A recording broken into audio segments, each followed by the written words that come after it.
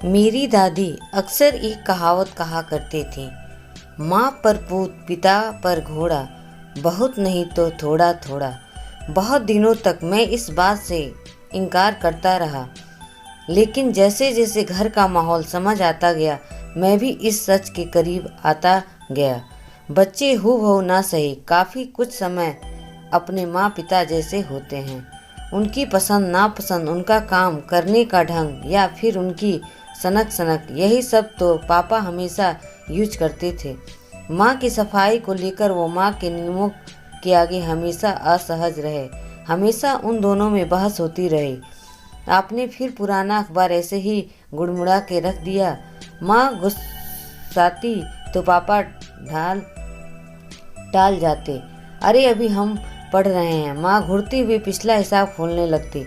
मंगलवार अखबार बृहस्पतिवार तक नहीं हटा। कई दिन एक ही अखबार पढ़ती हो आप। फिर बात बढ़ती, सालों की घटनाएं दोहराई जाती। जहाँ माँ उनकी घर गंदा रखने की आदत पर सुनाती रहती, वहीं पापा शांति से एक ही बात कहते, ये सफाई नहीं सनक है तुम्हारी, डॉक्टर को दिखाओ नहीं तो तुम्हारे बच्चे भी ऐसे ही हो जाएंगे। इस तरह के एपिसोड हमारे यहाँ लगभग हर दिन होते थे। फिर धीरे धीरे कम होने लगे। अरे नहीं नहीं, पापा ने सफाई नहीं सीखी, ना माँ ने टोकना छोड़ा। वो तो पापा का ट्रांसफ़र दूसरी जगह हो गया और हम इस मनोरंजन से वंचित हो गए। पापा सही थे या माँ, ये हम भाई बहन नहीं जानते थे। हम बस ये जानते थे कि पापा की वो भविष्यवाणी एकदम सही थी। ज़्यादातर समय माँ के साथ बिताते हुए हम भी माँ जैसे होते गए। सफाई पसंद, सब कुछ व्यवस्थित अपनी जगह रखने वाले। मुझे कभी याद नहीं कि हमने कुछ ढूंढा हो। कभी हर सामान की अपनी एक खास जगह थी। शक्कर का डिब्बा पहले रैक पर, तीसरे नंबर पर होगा और काले नमक की शीशी दूसरी रैक पर।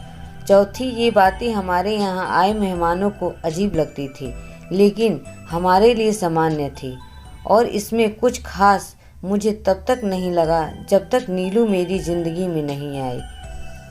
माँ पापा को देखकर मुझे लगता था केवल यही जोड़ी बेमेल है।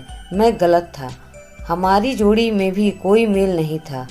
पापा उठो ना, आई कार्ड नहीं मिल रहा। मेरा चिंटू परेशान आवाज़ में मुझे जगा रहा था। मैं उगते हुए उठा। नीलू हैरान परेशान इस कमरे से उस कमरे भाग रही थी। चिंटू की स्कूल वैन का ड्राइवर 20 बार हॉर्न बजा चुका था। तब तक रसोइयों में नीलिमा विजयी मुद्रा में बाहर निकली। ये लो बेटा, मिल गया, फ्रिज में था। एक झटके में मेरी नींद उड़ चुकी थी। फ्रिज में आई कार्ड? मैंने हैरत से पूछा। नीलू बड़े आराम से बोली, इसने मुझे दिया था, तब मैं सब्जी का थैला हाथ में लिए थी, उसी में रख दिया आई कार्ड और वो थैला सीधे फ्रिज में। अच्छा राघव, ये सब छोड़ो, पहले बताओ चाय लोगे या गुनगुना पानी? कुछ कहते हुए मैं रुक गया। घर तो बदत हालत में नीलू हमेशा से ही रखती थी, लेकिन फ्रिज में आई कार्ड निकला, ये नई उपलब्धि थी। हम इंसान जुझारू कौम के होते हैं। इसे आसानी से हार नहीं माननी चाहिए, क्योंकि कोशिश करो तो क्या हासिल नहीं हो सकता। एक पत्थर मारो तो आसमान में छेद हो जाता है, वगैरह वगैरह। ऐसी कितनी ही ज्ञानवर्धन बातें शादी के बाद फालतू लगने लगती है। अरे गायब हो जाता है वो जुझारूपन और कोशिशें जैसी मेरी हो गई। कितने पत्थर मारे आसमान में, सब वापस आकर मुझे ही लगे। नीलू के अंदर सफाई प्रेम तो आया नहीं। धीरे धीरे मैं भी ढीला पड़ने लगा था। पहले ये सब देखकर जहाँ 440 वोल्ट का करंट लगता था, वहीं अब हल्का सा झटका महसूस होता था। नीलू से मैं एक शादी में मिला था। बारात में आई सबसे आकर्षक लड़की, पर मेरी ही नहीं, सबकी आंखें टिकी थी। पता नहीं मैं उसके मासूम चेहरे पर फिदा हो गया था या उसके तैयार होने के ढंग पर। वो सबसे अलग दिख रही थी। जहाँ बाकी लड़कियां भारी भरकम लहंगों को संभालती, जेवरों से ढकी हुई, घबराती हुई दिख रही थी, वहीं नीलू पीला अनारकली सूट पहने सबसे खास दिख रही थी। शादी से वापस आकर मेरी जिंदगी के सारे रंग फीके पड़ गए थे। बस वही एक पीला रंग उभरकर आंखों के सामने नाचता रहता था। धीरे धीरे वो रंग मेरी जिंदगी में शामिल होने लगा था। आज तुम कितना लेट आई हो? टाइम तो देखो, 1 दिन 1.5 पर मैंने नीलू को टोका। तब तक वेटर 2 कोल्ड ड्रिंक हमारे सामने रख गया था। कोई गेस्ट बैठा था, निकल ही नहीं पा रही थी। घर से नीलू ने कोल्ड ड्रिंक उठाते हुए जवाब दिया। अरे पहला झटका तो मुझे वहीं लग गया था। ढक्कन में लगी जंग बोतल के मुंह में लगी हुई थी और नीलू उससे बेखबर बोतल को होठों से लगा चुकी थी। ये 1 मिनट, ये गंदा है। मैंने मेज पर रखा टिश्यू पेपर उठाया और उसकी बोतल को झिझकते हुए पोंछ दिया। मुझे लगा कि वो झेप ना जाए। पता है वो जो गेस्ट आए थे ना, घर पे इतना खाते हैं। मम्मी तो बेचारी बना बना कर पक गई। ये बोतल, ये ढक्कन, ये टिश्यू, इन सबसे बेखबर नीलू मुझे अपने घर का किस्सा सुना जा रही थी। मुझे अच्छा लगा, चलो इसने मुझे बुरा नहीं माना। तब वो गर्लफ्रेंड थी भाई, गर्लफ्रेंड को नाराज़ करना किसको अच्छा लगता है। लेकिन अगला झटका जब मुझे लगा तब स्थिति अलग थी। हम शादी करके हनीमून पर गए हुए थे। मैं कैसी लग रही हूँ? नीलू ने इतराते हुए मुझसे पूछा। मैंने सामान समेटते हुए एक नज़र देखकर रस्म अदा कर दी। As beautiful as always. मेरा ध्यान तो कमरे की हालत पर था। कोने में रखे सूटकेस एक दूसरे पर लदे हुए सुस्ता रहे थे। जूते चप्पल एक के ऊपर एक चढ़कर भाईचारा बढ़ा रहे थे। पिछले दिन के उतारे हुए कपड़े एक कुर्सी पर ढेर बने रखे थे। शीशे के आगे लिपस्टिक का ढेर अपना एक अलग लास्ट एंड फाउंड विभाग बना चुका था। सबके ढक्कन अलग अलग पड़े थे। अब चलो ना राघव, आए हैं ना, रूम सर्विस वाले ठीक कर देंगे। मुझे सामान ठीक करते देख नीलू बच्चे की तरह ठिनक रही थी। मैं समझ गया था जिस सफ़र पर मैं निकल पड़ा था वो आसान नहीं था। वक्त आने पर सब कुछ ठीक हो जाता है। इसका असली मतलब क्या होता है ये मुझे शादी के बाद पता चला। वक्त सब कुछ ठीक नहीं कर देता है, बल्कि हमारी सहन शक्ति बढ़ा देता है, जैसे इन सालों में मेरी बढ़ चुकी थी। इस बीच हम दोनों को प्रमोशन भी मिल गया था। हम पति पत्नी से मामा मम्मी पापा रैंक तक आ गए थे। चिंटू अपने टायर समेट कर रखा करो यार, बच्चे के खिलौने समेटते हुए मैं झुंझला जाता था। 1 मिनट पापा, ये लो समेट दिया। वो झट से एक बड़े कार्टन में सारे भरकर मुस्कुरा देता था और मैं थोड़ा और झुंझला जाता था। ये तरीका है खिलौना रखने का? छोटी बड़ी कारें, बस, ट्रक, टेडी बियर, सब एक साथ एक डिब्बे में। कौन कहेगा ये खिलौने का डिब्बा है? डस्टबिन की तरह भरा रहता था। और ये चिंटू की मेज, किताबें हमेशा एक टुकड़ा ज़मीन के लिए लड़ती दिखती, एक दूसरे को धकेलती हुई। पेन पेंसिल का डिब्बा भी गजब जादुई था। पता नहीं किस किस कोने में कूद कर जा बैठता था, कभी बिस्तर पर, कभी ज़मीन पर। ना चाहते हुए मन बचपन में लौटने लगता था। मुझे अपना कमरा याद आने लगता था। एक रैंक पर करीने से लगी हुई गाड़ियाँ, ऊपर छोटी नीचे बड़ी, सबसे नीचे कवर में रखे टेडी बियर, एकदम साफ सुथरे। हर तरफ की किताब की जगह निश्चित थी। यहाँ स्कूल वाली, यहाँ कॉमर्शियल। मजाल है एक किताब कभी इधर से उधर हुई हो। क्रेयॉन, पेंसिल, सब एक खास जगह। मेरा कमरा ऐसा रहता था जैसे स्टेशनरी की दुकान। चिंटू का कमरा देखते ही एकदम से मन खिन्न होने लगा था। इसमें ये करें भी तो क्या करें? बच्चा देखकर सीखता है ना। और ये बच्चा क्या देखता है कि आई कार्ड तो फ्रिज में रखा जाता है। सब इसी तरह चल रहा था और शायद ऐसे ही चलता भी रहता अगर दीदी जीजा जी का ट्रांसफ़र हमारे शहर में ना होता। वो यहीं शिफ्ट हो गई थी, पास में ही। वाह दीदी, बड़ी जल्दी आपने घर सेट भी कर लिया। मैंने बड़ी लचलचाई नज़रों से घर का कोना कोना देखा। ऐसा लग रहा था जैसे माँ इस घर को सजा कर गई थी। दीदी एकदम थकी हारी मेरे बगल में आकर बैठ गई। क्या करें, कल से स्कूल है बच्चों का, तुम्हारे जीजा जी का ऑफिस है, सेट तो करना ही था। चिंटू कहीं ट्यूशन जाता है या टीचर घर आते हैं, हमें भी बच्चों के लगवाना है। नीलू ने हैरत से दीदी की ओर देखा। इतने छोटे क्लास में ट्यूशन की क्या ज़रूरत दीदी? अभी तो मैं ही पढ़ाती हूँ। दीदी सकपका गई थी, हल्की सी नाराज़ भी हो गई थी। उन्होंने कोई टोक दे ये उनको कभी बर्दाश्त नहीं था। मैंने बात घुमा दी। आप टेंशन ना लो दीदी, ट्यूशन ढूंढ लिया जाएगा। आप रिलैक्स करो, पार्लर हो जाओ। वो क्या होता है? हाँ, फेशियल करवा लो, थोड़ी चमक जाओ। दीदी पहले से ही भन्नाई हुई थी। मुझे घूरते हुए बोली, ऐसा है राघव, टाइम नहीं इतना मेरे पास, और वैसे भी जिनका चेहरा चमकता रहता है ना, उनका घर नहीं चमकता। बात जिसके लिए कही गई थी उसने तो सुनी नहीं। वो तीनों बच्चों को खाना खिला रही थी, लेकिन ये बात मेरे दिल में हल्का सा सुराग कर गई थी। जब किसी किताब में कोई लाइन हाईलाइट कर दी जाती है तो किताब खुलते ही बस उसी पर नज़र अटक जाती है। ठीक इसी तरह मेरी गृहस्थी की एक कमी जो दीदी ने हाईलाइट कर दी थी, मेरी नज़र वहीं अटकी हुई थी। नीलू को मैंने हमेशा अच्छे कपड़े पहनने, हमेशा तैयार ही पाया। जब मैं सुबह घर से निकलता था, जब मैं शाम को घर वापस आता था, जब हम कहीं आते जाते थे, हर समय वो चमकती ही तो रहती थी। मेरा मूड पूरी तरह ऑफ था। मैं देर रात तक चुपचाप कमरे में बैठा कुछ पढ़ता रहा था। मैं बताना भूल गई, मेरे मामा जी का फ़ोन आया था। उनके छोटे बेटे की सगाई है, कल तुमको भी फ़ोन करेंगे बुलाने के लिए, नीलू ने याद करते हुए बताया। मैंने किताब में देखते हुए जवाब दिया, मेरा तो जाना नहीं हो पाएगा, तुम और चिंटू चले जाना, मैं एक ड्राइवर कर दूंगा। नीलू चौंक गई थी। मैं और चिंटू चले जाएंगे मतलब? छुट्टी है ना तुम्हारी 2 दिनों की, वीकेंड मिलाकर मैनेज हो जाएगा। मैं नहीं जा पाऊंगा यार, मुझे ऑफिस के अलावा और भी काम रहते हैं। खैर छोड़ो, तुम समझ भी नहीं पाओगी। नीलू हैरान बैठी थी। पिछली 7 सालों में वो कभी भी अकेली नहीं गई। हम दोनों के पेरेंट्स एक ही शहर में रहते थे। हम जब भी गए, साथ आए।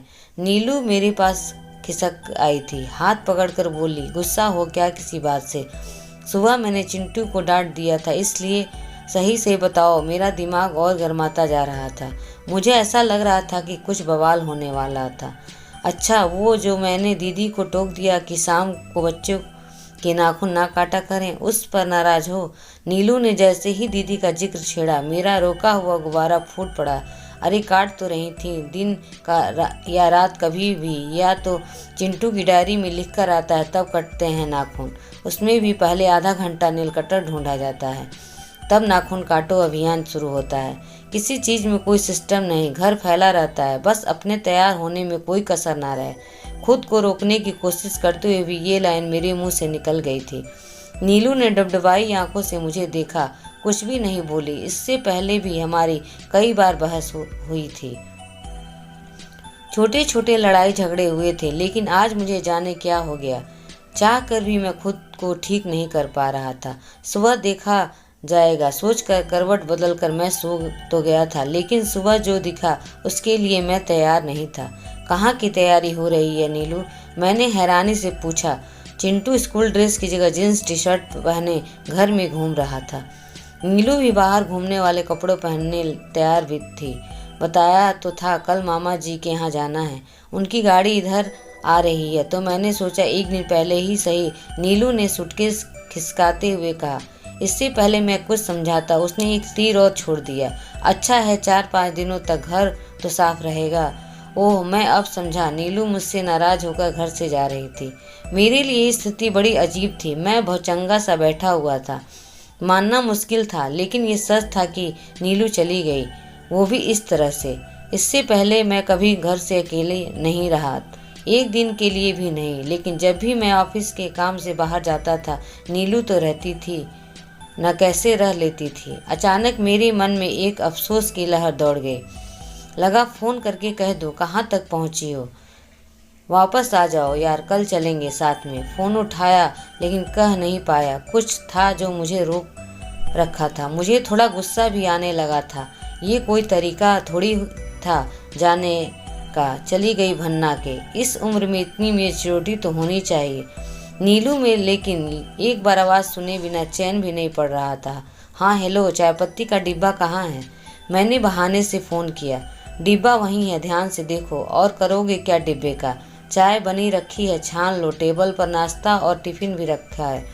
रसोई में चाय लेने गया तो वो जो प्यार की लहर मुझे भिगोए लगी थी वो गायब हो चुकी थी। कप वाली रैंप पर कम से कम 6-7 तरह के अलग अलग कप थे, जिनमें से 1-2 के हैंडल भी टूटे हुए थे।